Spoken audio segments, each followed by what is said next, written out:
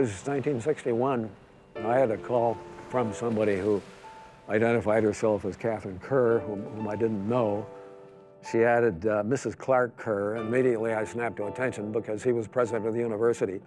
And she said the bay is gradually being filled. It's disappearing. We want to get the conservationists, there was no such word as environmentalist at that time. We want to get the conservationists going on this to save the bay, so we're calling a meeting of Bay Area conservationists, find out what can be done about this situation.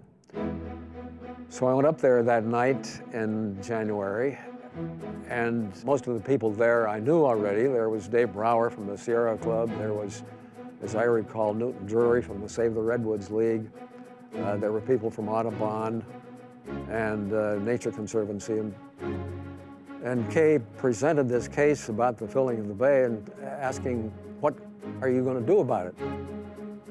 No one could have recognized it that night, but the conservation movement, with its roots back to John Muir, had arrived at a crossroads.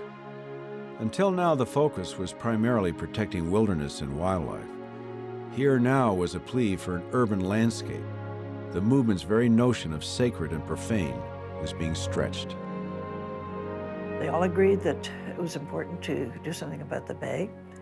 They recognized the problems that we told them about, but they said they were all too busy. I remember Dave Brower saying, well, it's just exceedingly important, but the Sierra Club is interested in wilderness and in trails. And then Newton Drury said, well, this is very important, but we're saving the redwoods and we can't save the bay. And then it went around the room to the point where there was dead silence. And so we said, well, the bay's going to go down the drain. I thought these three women were noble idealists and had some wonderful ideals, but I thought they were quite naive in thinking that it was going to be possible to stop the developers from filling the bay, to stop the people who owned the bay, much of the bay floor, most of it, from proceeding with their plans to fill.